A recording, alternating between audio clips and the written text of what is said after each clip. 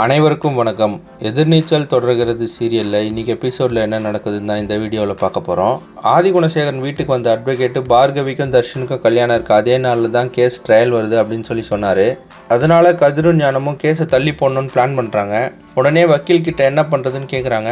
அவர் சொல்கிறாரு, உங்கள் வீட்டில் இருக்கவங்களாம் ஆதிகுணசேகரனுக்கு உடம்பு சரியில்லை அப்படின்னு சொல்லி கையெழுத்து போட்டு கொடுக்கணும் அப்படின்னு சொல்கிறாரு. அந்த விஷயத்த கதிர் ஈஸ்வரி கிட்ட சொல்கிறாரு. ஈஸ்வரியை நான் கையெழுத்து போடுறேன் அப்படின்னு சொல்லிட்டு உடனே ஒத்துக்கிட்டாங்க.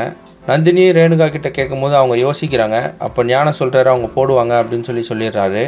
அதனால் வக்கீல் காட்டின இடத்துலலாம் 3 பேரும் கையெழுத்து போட்டாங்க.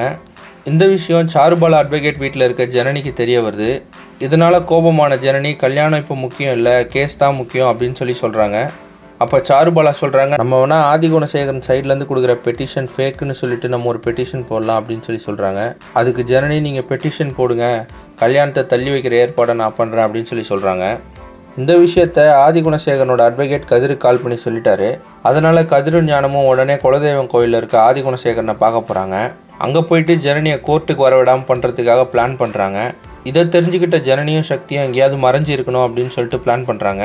உடனே சாருபாலாவோட ஹஸ்பண்ட் வந்து அவங்களுக்கு ஹெல்ப் பண்ணுறாரு. ஆனால் அவர் பார்த்தீங்கன்னா ராவணனோட ஆள்.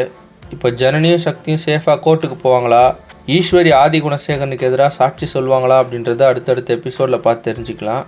இந்த மாதிரி எதிர்நீச்சல் தொடர்கிறது சீரியல் அப்டேட்ஸ்க்கு நம்ம சேனலை சப்ஸ்கிரைப் பண்ணுங்கள், ஃப்ரெண்ட்ஸ் அண்ட் ஃபேமிலிக்கு ஷேர் பண்ணுங்கள். நன்றி.